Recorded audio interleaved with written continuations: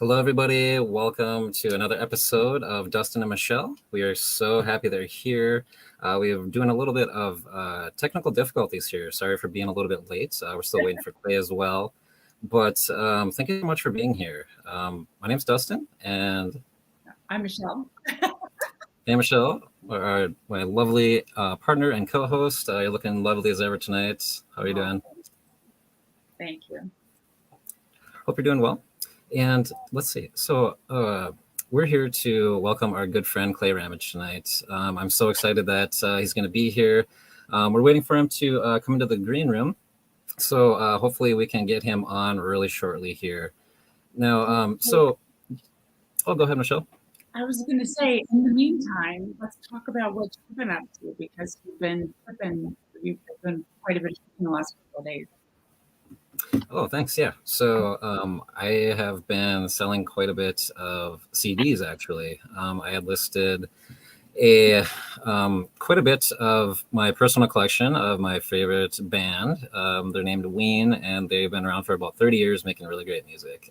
They're not really somebody that you're going to hear on the radio or anything like that, but they have a really loyal following, I would say.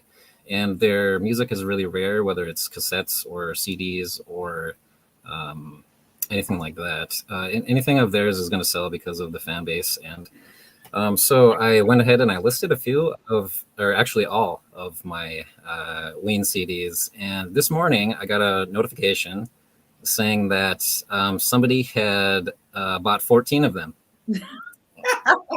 14 of the CDs. They're all very rare. And the total buy cost on that was nearly $500. So just no joke. They are going to sell very well.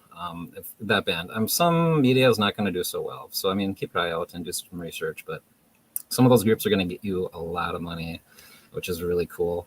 And I see Clay now. Clay is here with us. So I just wanted to say a few things that we're so grateful that Clay is here with us. I met him about 8-9 months ago at the Goodwill bins, and I asked him if he had a YouTube channel because he was filming, and he stopped right away and started talking to me, which I thought was really, really cool. And since then, we exchanged subscribers, whatever. And since then, we've been talking and done a couple of video collaborations at the Goodwill bins and at his office and his home office, which I have been to actually recently. And we did a little trade and things like that. So just super grateful, wonderful guy, super generous. I'm really grateful that he's a friend and here in Minnesota with me. So we get to experience all those Minnesota non-garage sale in the winter type thing. So without further ado, let's welcome Clay. Hi, Clay. Hello, everybody. Hi. Happy Saturday. Hope you guys are doing well. Yes, absolutely, Clay. Thanks so much. How are you doing? Doing well on a fine Saturday as I adjust things. Try to remember how to do things, Yeah, the joys of getting older. Oh, yep. We're feeling that too. So just wait. Wait. Hey, Thank you so much for spending time with us tonight. I am especially excited to talk to you, or even just to listen to you, because I've heard such nice things about you from Dustin. And aww, yeah, he's a good guy. I am really looking forward to finding out more about your business. And I watched a couple of your videos, and Dustin, you're white. So yeah, I'm gonna let Dustin take over, but just wanted to tell you I'm looking forward to learning more about you. Oh, well, thank you. Me too. Thanks. Yeah. I need to learn more about this New Jersey person. Or should I say Jersey person? Cool. Yeah. So, well, Michelle, I know Clay pretty well, but do you have any other, say, basic questions? A lot of people may not be familiar with Clay and what he does. Do you have any questions that you might want to ask right away? I actually was doing a little research, and I want to know a little bit. I like to try to be as best I can on some of my stuff. So I did see in one of your videos you mentioned there were a few things that you enjoy sourcing or thrifting. One of them books. Yep, love my books. Books, we love, which I'm going to pick your brain about in a minute. I just mentioned it yesterday on the video, our video actually, and said, oh, so here you are. Hankies. Hankies. And if you would have asked me, 10 years ago, if I would ever get into vintage hankies, the last thing on my list that I ever would have imagined, but they sell well. I've done extremely well with them. They're usually very inexpensive to pick up, and people like them. So that's just great. I bought a bunch of stuff at the end of the garage sale season last year, and they were really pretty beautiful vintage. Oh, they're really everything is really fine, and just the lace on it. I just love them. I sell them the really. Some of them are so fine that it's almost like you finger walk. Yeah. They were many times a souvenir. People would, go travel to different destinations and they would buy the hankies as souvenirs as well. So, yeah. Oh, okay. I'm going to put it into my file. So the third question, or the third thing that you mentioned that you'd like to sell is it's women's scarves. Yeah, another strange category, and it's interesting how this started because there's an online auction site that I've been watching for like 20 years since we first came to Minnesota. They were one of the first online auction sites. And it's a local one here in Minnesota. At least it used to be local. Now it's nationwide. But at the time, they were just, a few miles from where we lived. And anyway, I watched those all the time. Well, they were having this, what they called the warehouse auction. And it was a lot of, guy stuff and stuff that I typically didn't sell. But one of the lots was for a bin full of women's scarves. And a few of the pictures, I noticed there were some designer name scarves in there. And so I was like, nobody bid on it. So I bid on it, got the whole bin for $5. There were 32, if I remember right, 32 to 37 scarves in this bin. There was Oscar de la Renta. Most of them were vintage. And there was, I forgot what others. There was a whole bunch of high-end designer name scarves. That hurts. And jealous. Most of them were in excellent condition. There were some that had holes or stains on them, but for the most part, at least 20 of them were like perfect condition. And, I started selling those, and they were selling almost immediately on eBay as I was listing them because, again, they were vintage. They were very nice. Right. And I still have some left now, but that kind of started me down that path of selling scarves. And they were selling for, in the beginning, they were $20 to $25, which the vintage hankies, the first ones I started selling, were that same price range, right? So I'm like, when I'm putting 10 to 50 cents in something to be able to sell it for 20 to 25, I'll do that all day long, right? Oh, yeah. And they're so easy to photograph, right? It's really not hard to photograph, measure them out, and you're done. Exactly. And they're super easy to store. I put them in the I put them in the comic book sleeves or magazine sleeves with the plastic and the cardboard. Oh. Putting in there, I put them in a 9x12 envelope to ship them, and they're super easy to ship, source, and sell. So they work for me. Yeah, you gotta love that trio. Easy to list and source, ship, all that. Yeah, those are the ones. It's like. And that's why those are kind of the categories, hankies, scarves, and books that I can do now that I'm back to full-time work and not having to worry about finding the right box and spending 15 minutes. Can I ask one question? Make it. Oh, yeah. Sorry, I know Dustin's excited to talk to you too, but you had mentioned that you were selling these handkerchiefs and things like eBay. Is eBay the main platform that you sell on, and what would you recommend? Well, actually, I sell them on both. I sell both hankies and scarves on eBay, and I sell them down at the antique store.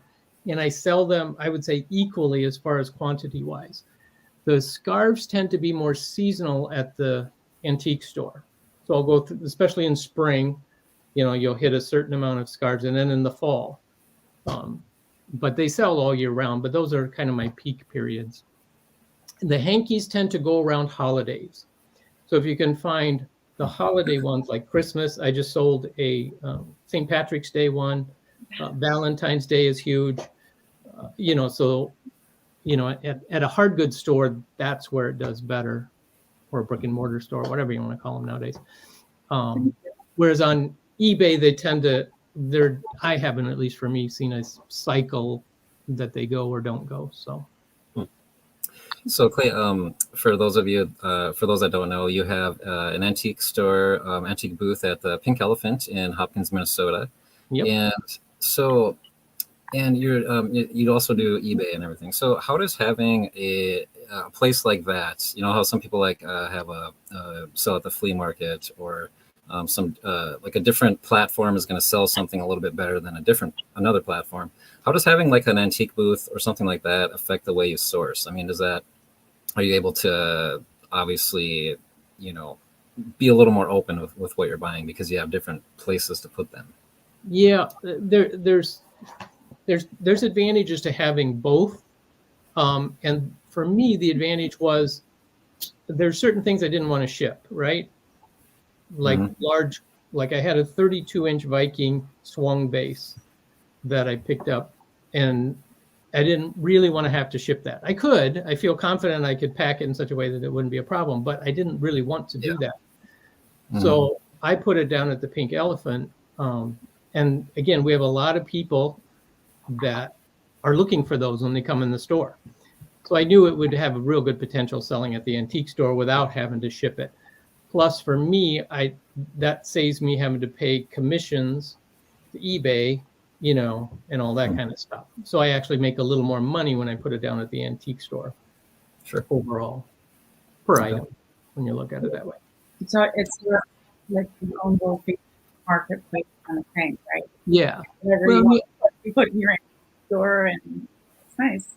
Yep. And the other advantage to that for me was that, like, I had an antique hat mold. It's where they, used to stretch the hats over the mold to make to form them. And this was very common in the 70s for someone painted flowers all over it, right? It was really cute. But it wasn't going to be something that would go to necessarily a collector, but someone who just wanted to use it more as decor. So I put it down at the antique store. It was there for a year, no movement.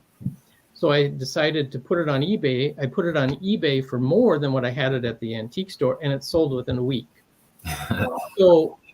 And I've done that both ways. I've taken it off eBay, taken it down to the antique store, and it sells right away at the antique store. So it's just, I always liked having the flexibility of having two different platforms, if you will, to sell. Now, I did do some on Whatnot for a period of time as another platform. So I think it's good to have multiple sources of sales if you can. Yeah, that absolutely. Doesn't work for everybody, but. Yeah. Also, Clay, not too long ago. So you've been a full-time reseller for how long? I did it for 3 years. Now I'm back to part-time because I went back to work full-time.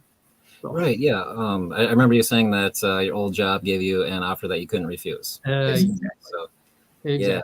Congratulations. Thank you. Yeah. It's been really good. Yeah, it's been going good then. Okay. Good to hear. But I miss going to the bins when they open. Yeah. Well, like Cindy and I posted the video this morning, but Cindy and I went on Wednesday. We went at 4:30, and they take out half the bins, right? Oh, yeah. So there was the 3 book bins, the row of shoes, and then a row of clothing, and the final row of households, and that's all that was there.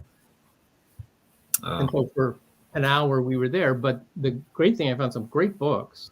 So that's good. Books, but yeah. Got a little extra time. Yeah, I've gone there too at the end of the day. Yeah, Dustin? Yeah, at the end of the day, it's only like half there, unfortunately. But yeah,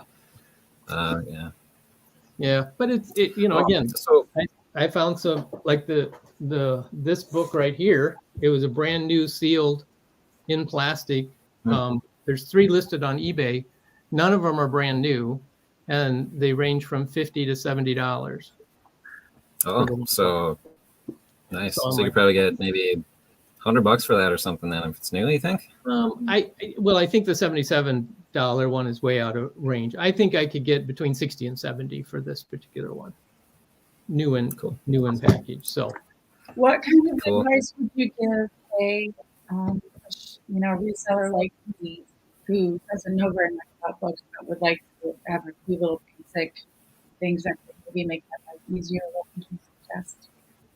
Well, like I specifically deal in antique and vintage books. So I try to look for ones from 1970s and before, although I do some of the newer ones, but I primarily look for major titles and major authors, the classics, if you will, because those seem to sell more regularly.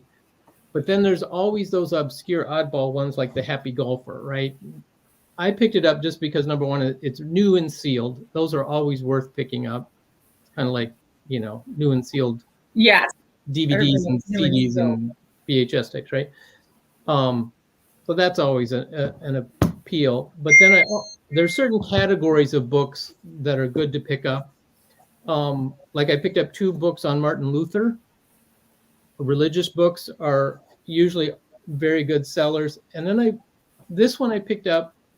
It's an education book. Actually, it's on child psychology.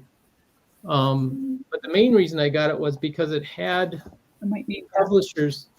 Pardon? I might need to borrow that from you. Oh, yeah, might be helpful. It had the publisher's receipt that they sent it to this professor for review. So it's like the first copy that they send out for reviews from certain select authors. They always send out little promos to get input so they can put it on there for advertising, so and so. Oh, that's a great book for whatever. So that tells me it's the very first edition, very early printing of the book. Speaking of that, Clay, so this is a question that we don't usually normally ask on our show.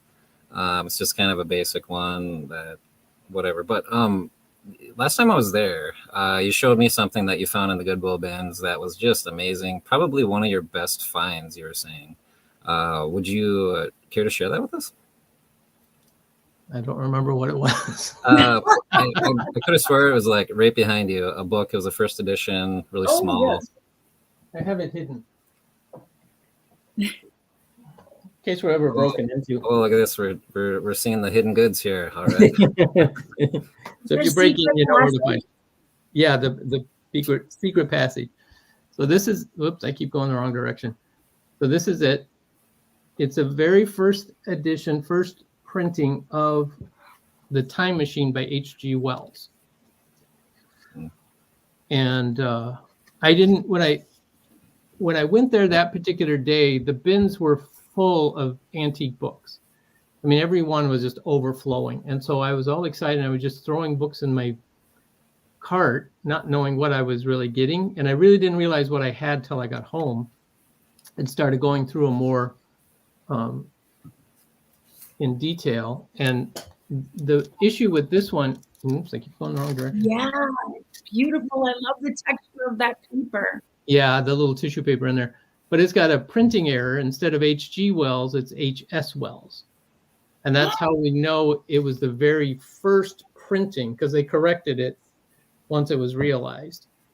And so, and the other thing, speaking of that, I found the whole article that talks about this book, and I print it out, and I keep that with these items so that there's, so like I always tell my daughter, you know, if you got extra paper with it, don't throw it away or give it away. It's worth something. Are you selling that really cool book? No. Good. That's part of my personal collection. Good. But you know, this particular book is a, you know, $8,000 to $10,000 book that I paid $0.25 for at the bins. So, yeah, right. Again, it wasn't even one of those things that I knew what I had. It just happened, you know. Yeah. Sometimes it goes like that, right? That's what keeps us going. It's like, oh yeah, finally I found it.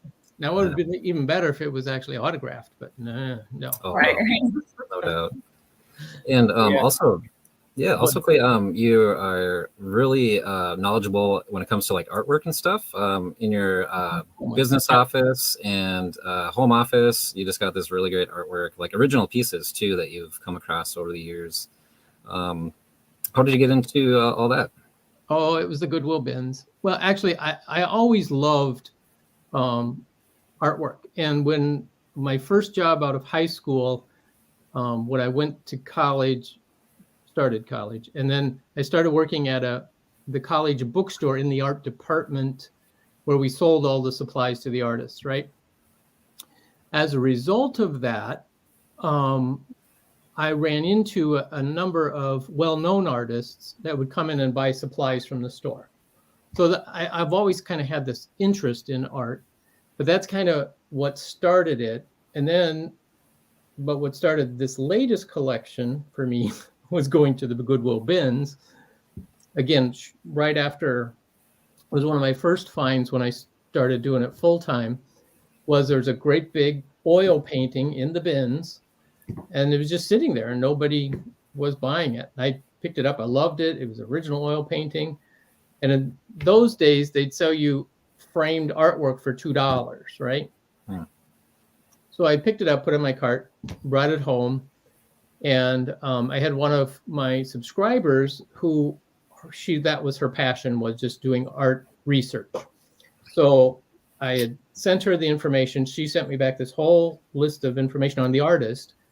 And, so I had more information. And eventually I sold it, but I had it hanging on my wall for a long time because it was a beautiful, still work, still life.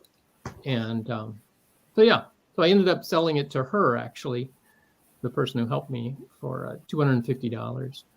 Wow. Hmm.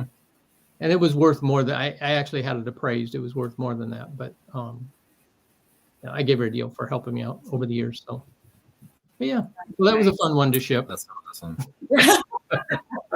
Yeah, those oil paintings aren't the easiest, are they? No. No. Oh, the hardest one I had to ship was. I haven't even attempted yet.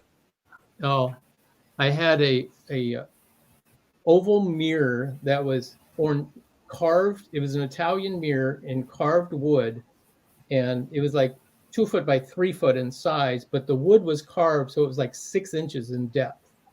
I mean, it was absolutely gorgeous mirror, and I had to ship that, and that was a challenge, but he got there fine. So it did. Yeah. Oh, good. Congrats. I'm still waiting to hear if my very first Christmas ornament made it. Guys, I told you guys I sent it out early last week. Oh. I should go and take a peek. Oh yeah. Well, I bet it made it. Isn't it? It's too nerve-wracking for me. I don't think I can do those thin, gorgeous things like those trees. I don't even know. Yeah. I always think, well, they had to have been shipped originally somehow, and they made it, right? That's how I always look at it. So I'm like, so there's a way to get them to their destination. It's just a matter of making sure you're packaging them well. Yes. Right. Which is the double boxing, all sorts of extra padding and extra room in case they get scrunched. But yeah, double boxing is pretty huge. Yeah, that really helps. But you got to figure it also, like the originals, if you can get the original foam for some of these pieces, or, like the original packaging, that's just tailor made for it. Of course, that's always nice. Yeah, the Department 56 houses and stuff. That's just like great that. about those. They usually come with the original pagging. So. Exactly. Yeah, you don't really have to worry about those. For sure. Actually, Clay, another thing I'd saw in your video that you uploaded today. So everybody, make sure to check out Clay's channel. Everybody, I'm going to throw a link in here right now, actually. I saw on your video today that you had recently gone to Feed My Starving Children, like a charitable or volunteer work, which is I've actually done that too, a few times with my family. Experience. Yeah, it really is. You're there, you're helping people. Were you like doing like packaging food and stuff like that to send? I was sealing the little bags. Okay. So that's really fun. Yeah, even my daughter Kaya has been with me and done that. So it's just really, really fun thing to do. I think we're gonna have to look into doing that again soon. Yeah, and the great thing, that's actually why we went to the bins on Wednesday, because we were going there Wednesday night. Our session started at 7, so we said, oh, we got extra time, so we went to the bins first, and then grabbed dinner, and then over there, because it's only like 10 minutes from the bins. So. Oh, okay. So it's pretty close. Awesome. Well, Yeah. I'm gonna look into that, and next time my daughter's here, Michelle, if you want to. Yes, Michelle, we'll do that. Awesome. They're booked out pretty far in advance, so Oh, okay. So wow, you actually have to wait to volunteer. That's kind of cool. Yeah, Bible study group, we had to wait 2 months to get in. Wow. So, okay. So which is good. They got plenty of. Yeah, that's really great. Awesome. But yeah, it's a fun experience. Yeah, that's so cool. So last time I was at your place, Clay, actually I saw this in a video too. You showed a picture of it maybe a couple videos ago. You bought in a big box of sheet music from I can't remember exactly where. I'm sorry, but it was an estate sale. Estate sale, okay. Yeah. And she gave you like a really big deal on the entire box. And when I was there at your office, you were kind of going through it with me, kind of showing me the different pieces and what to sort of look out for when it comes to selecting that kind of stuff for resale, like the subject matter, especially, like what the pictures look like seemed to be the biggest thing you were saying. Yeah. Sheet music's one of those collectibles that people mostly collect this sheet music for the graphics on the cover, because then they either use it as a, frame it and use it as artwork, because some of it is fantastic stuff, or they're specifically collecting like an artist, like all of Bing Crosby's pieces, that type of thing. So it actually sells well when you do collections of, multiple pieces of one particular, either the artist that performed it or the person who composed the original piece. Yeah. So I have stacks and stacks of sheet music again. Cool. And I mean, speaking of that, actually, Michelle and I, we heard that you play the piano, and that's you might have a lovely grand piano right in your home there. Yeah, got a new one. Yeah, you did. It's new to me. It's not brand new, but it's newer than the one I had. But yeah, awesome. Well, we were wondering if you might be gracious enough to play a piece of music for us. Oh, absolutely, I would. Oh my God, that's. Thank you. We're really looking forward to this. We really absolutely are. Yeah. Okay. Well, that's what I like to play. So great. We're so excited for this, Clay. I suppose you might need to get ready. You got that all set up here. I actually have a video that I'd like to show everybody while you're getting set up, if that's okay. Sure. It'll just take me a minute, and I'll move the laptop in the other room so you guys can watch. Okay, sounds good. Just give me a wave when you're ready. All right, sounds good. Cool. So, guys, here is this is the first video that Clay and I had done a little collaboration on it. Learn all the time. That was his office here. For sure.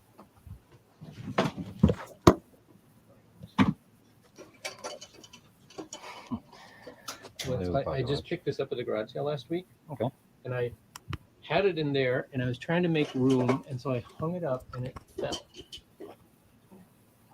At the bottom. No. Didn't break the glass. Ooh, that's at least fortunate. And the guy said it doesn't run. Hear it ticking? Is it? I hear it. Yeah. Ever since I dropped it, it's been running. Okay, well, hey. Yeah, that works. So I fixed it. And the key to wind it's right there with the chain. What happened? The chain, I paid $5 for it. Should be like $75. Yeah. Okay. Yeah. See, made in USA there. Yep. It's United Clock Company. I'm really enjoying this day so far. There's so much cool stuff to look at, and Clay's a really fun guy. He's got lots of cool stories. All right, guys. So, are you ready? I'm ready. Yeah, we're ready. Thank you for that video. It was absolutely super interesting and fun. Thank you. For sure. The lights kind of. What are you playing for us tonight, Clay? My favorite, I love classical music. My favorite piece is Rachmaninoff's theme, Rhapsody on a Theme by Paganini. And so this is one of the variations within the piano concerto. So it's one I can play. Usually Rachmaninoff I can't play, but this one's simple enough I can play. All right.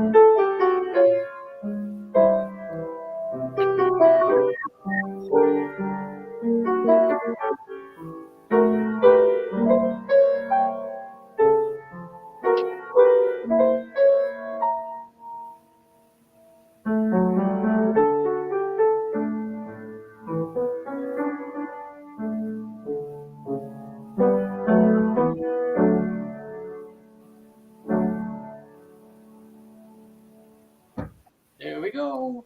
Wow. Thank wow, you. that was just you. absolutely incredible. Thank you. That was beautiful, Clay. Thank you so much. Yeah. Wow. Yes. Oh, no, thank you. Thanks for asking. Yeah. No, it was a long shot, and we're so thankful that you did that for us. That was so fun. Thank you. Oh, good. Thank you. Good. And I'm always worried about, copyright strikes, because even when you post them later, you could get them. But the great thing about classical music is typically copyright only runs like 100 years on music. If you play the really old stuff, it doesn't apply. So The older and the crispier, the better, right? exactly. Exactly. So See, that is just why Dustin and I love this show and love finding out all these wonderful new things about our friends who are resellers. Just the gift you have for, the piano playing. And I was writing in the notes that it's almost like words coming out of the fingertips through the keys. And that's really what beauty of piano is to me. So thank you. I love the piano. I'm excited. It was, the one I had before was a 1900 Kimball. It was a grand piano too, but it was so old. It was having some major issues, and it just didn't have, it wasn't worth having it fixed. Is the sad part. Even though it was an absolutely beautiful piano, it was Victorian style. Had what they call the ice cream legs on it. It was really ornate. It was a beautiful piano. But and then we found this one, which is it's the same guy that started Steinway started this particular company, but nobody's ever heard of this company, even though they're of the same quality of a Steinway. But he left Germany and came to America to start Steinway, and left his son to run this company. So, well, it sounds beautiful. So congratulations! It's absolutely phenomenal. Absolutely, yes. Thank you, Clay. So, once again. Question though, do you get to practice or play in front of people, or do you play at a church or with friends, or is it I used to do a lot more. Actually, what I used to do a lot professionally, even, but that was when I was much younger. But yeah, it's more just a hobby at this point in my life. So, Wow. we live in a condo, and so every Christmas we have this Christmas sing along. So we invite all the neighbors up, and we sing Christmas carols and have a good old time. I want to do that. Yeah.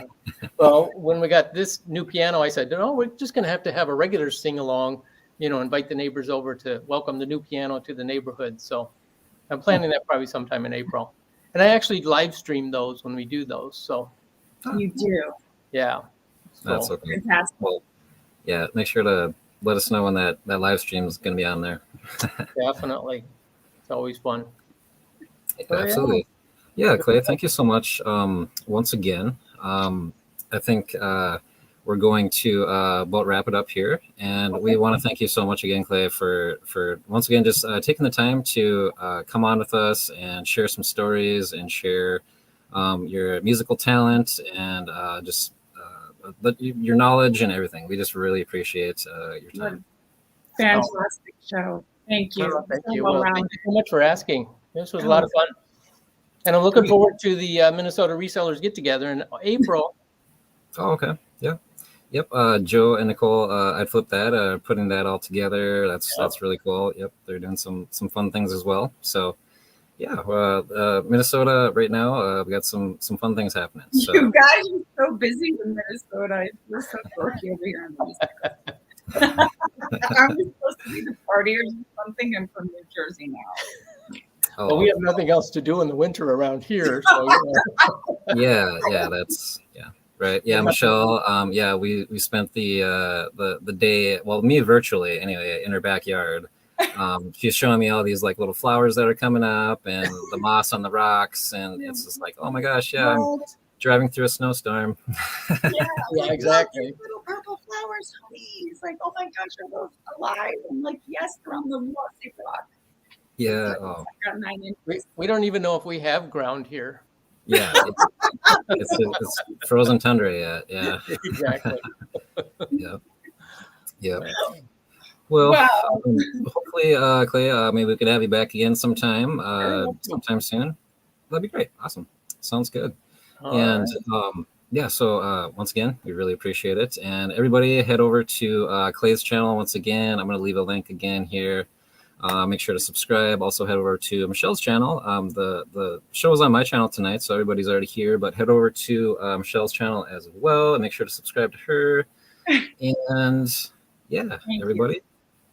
Absolutely. I really hope everybody has a really excellent night. Michelle?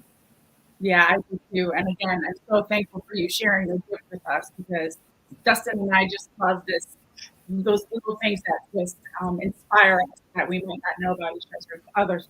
So thanks again, and have a great night. And I'm going to go on my cozy jammies, I think. What do you think? Yeah. You too. Have a great night too. Great weekend. You too, Clay. All right, take care. Bye, everybody. Bye, everybody. Thanks so much.